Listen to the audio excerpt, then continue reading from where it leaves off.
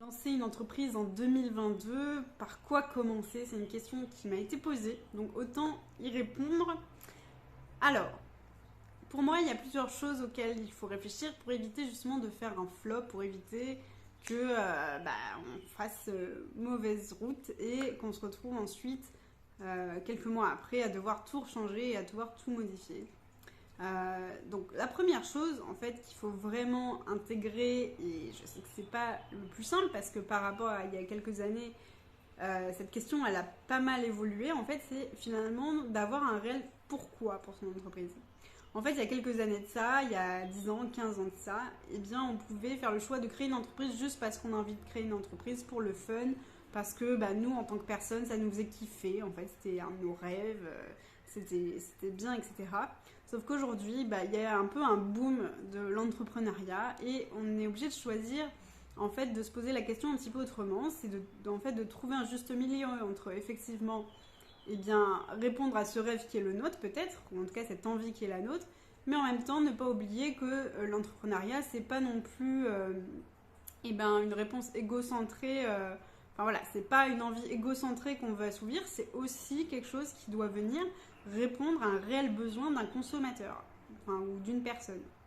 Et ça, je pense qu'on l'oublie trop souvent. En fait, on se dit, voilà, moi, comme j'ai juste envie de créer ça, c'est assez suffisant. Oui, c'est assez suffisant, mais attention à aussi répondre à un besoin qui est réel, parce que si vous ne répondez pas à un besoin qui est réel, vous allez devoir y aller à coup de marketing. Et autant, en fait, se positionner de façon intelligente et réfléchir bien en amont pour éviter d'essayer de vendre un produit dont personne ne veut, et plutôt créer un produit que les personnes veulent, comme ça on n'a pas besoin de forcer. Donc vraiment en fait, qu'est-ce que j'entends par pourquoi? Ce pourquoi c'est vraiment une vision, c'est vraiment quelque chose qui vous tient à cœur, c'est vraiment quelque chose que vous avez, voilà, qui vous anime en tout cas, et en fait un réel pourquoi. J'ai envie de vous donner un exemple, par exemple, parce que je le vois souvent en fait quand il est question de produits. Voilà, par exemple aujourd'hui il y a beaucoup de gens qui veulent lancer des bijoux, qui veulent lancer je sais pas, des chaussures, des choses comme ça. Mais en fait, voilà, aujourd'hui, on est dans une réalité où il y a énormément de marques qui proposent des choses similaires. Voilà, donc des bijoux, des produits, des genres comme ça, en plus à divers prix, il y a différentes gammes, etc. Pourquoi aujourd'hui, en fait, une nouvelle marque devrait arriver sur le marché? Il faut qu'il y ait un pourquoi derrière. Sinon, en fait, pourquoi on viendrait chez vous? Et en plus, pourquoi on viendrait chez vous, sachant que vos prix vont peut-être être plus élevés que certains créateurs, par exemple. Je pense notamment à tout ce qui est fast fashion. En fait, pourquoi les gens auraient envie de se tourner vers vos créations plutôt que des choses qui existent déjà et qui sont déjà pas chères et qui sont déjà hyper tendances et qui, en fait, répondent déjà à un besoin du marché. Donc, posez-vous ces questions et en fait, vous voyez qu'on peut avoir différentes approches. On peut avoir envie de créer des bijoux parce que par exemple, je prends l'exemple de quelqu'un que je connais qui a fait le choix de faire des bijoux en vermeil pour éviter que les personnes soient allergiques, voilà. Donc ça, c'est un positionnement et donc c'est une vision, c'est un pourquoi qui est fort. Voilà, on n'a plus envie d'avoir des choses de mauvaise qualité, on n'a plus envie, déjà oui, de plus avoir de mauvaise qualité, mais on a surtout envie d'avoir quelque chose qui ne nous rend pas allergiques. Et ça, c'est un vrai positionnement. Et donc une marque comme ça a tout intérêt à voir le jour et a tout à fait sa place. Alors que quelqu'un qui veut juste créer, par exemple, des bijoux juste pour créer des bijoux parce que on a juste envie de faire un design un peu différent ou reprendre des choses qui existent déjà. Non, il faut que vous ayez un réel pourquoi. Est-ce que c'est de la fabrication française? Est-ce que c'est un savoir-faire qui est particulier? Voilà, il faut que vous vous posiez ces questions, il faut que vous donniez de la légitimité à votre entreprise d'avoir sa place aujourd'hui dans ce monde parce qu'il y a déjà beaucoup de choses qui se font. Et donc, si vous trouvez en fait une façon de faire qui est différente avec un pourquoi qui est fort, et bien ça vous aidera aussi par la suite à vendre davantage et à éviter d'être dans ce truc où on essaye par tous les moyens, par du marketing, de vendre un produit qui finalement dont personne ne veut pas vraiment en fait.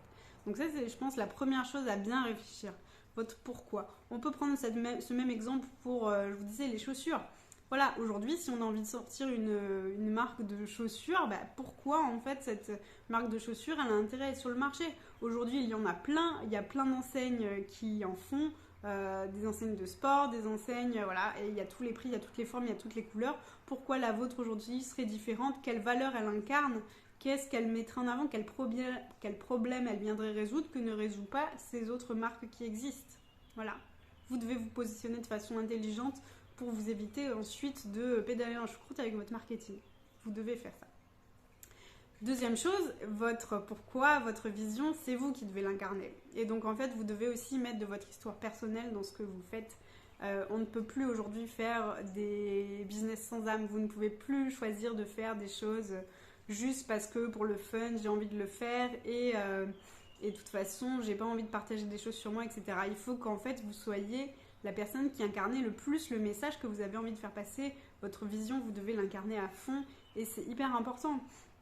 Donc questionnez-vous aussi sur voilà, quelles sont les choses que vous avez dépassées dans votre vie qui ont été des étapes pour vous, des challenges et que vous avez envie aussi de partager avec du monde autour de vous. Quels sont ces sujets en fait qui vous animent, qui vous prennent aux tripes et que vous avez envie de partager au monde, ou en tout cas que vous avez envie de partager vos avancées sur ce sujet.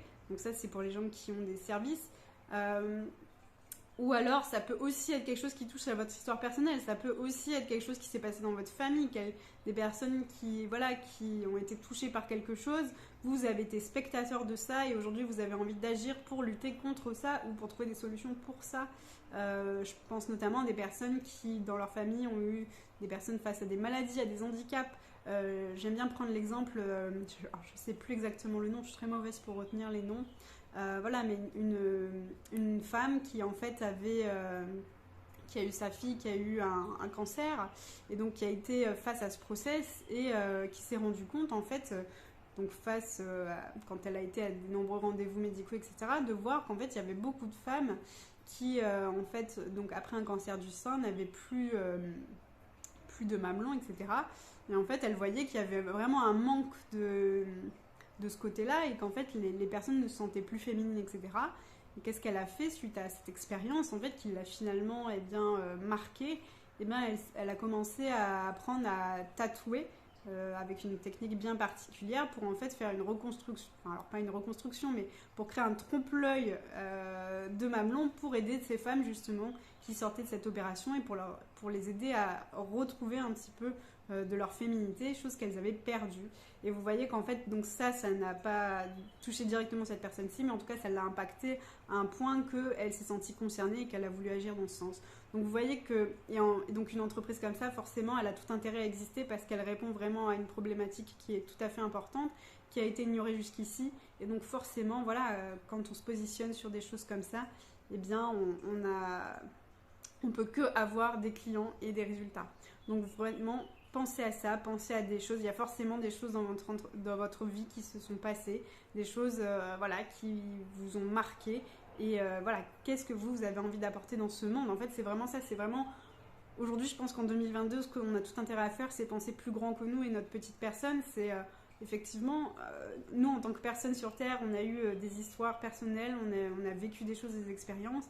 Et bien de ça, qu'est-ce qu'on a envie de proposer au monde? Qu'est-ce qu'on a envie de proposer de nouveau? Ou en tout cas, comment on pourrait impacter le monde d'une façon qui n'a pas été encore explorée, en fait, tout simplement. Et surtout pas tomber dans ce petit ego trip de moi, je veux juste une entreprise, je veux faire ça parce que c'est bien d'être entrepreneur, etc.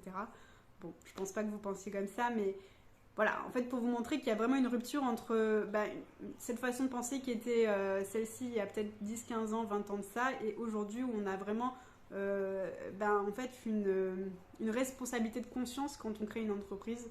On doit vraiment avoir un pourquoi et une vision qui est fort, et ça, vous devez l'incarner. Donc c'est vraiment ce qu'il y a de plus important. En tout cas, c'est les deux points essentiels qui me semblent hyper importants à se poser en fait quand on démarre aujourd'hui, pour s'éviter plein de choses. Et vous allez peut-être vous rendre compte que finalement, entreprendre, c'est peut-être pas pour vous. Il y a peut-être d'autres façons de faire.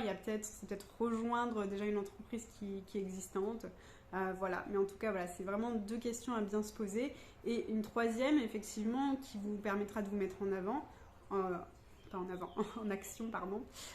C'est une fois que vous avez trouvé des réponses à ces deux questions-là, c'est de vous dire voilà, donc aujourd'hui, compte tenu de ce que j'ai envie de faire, par rapport à la contribution que j'ai envie d'amener, voilà, comment j'ai envie de partager mon message, comment j'ai envie de me positionner.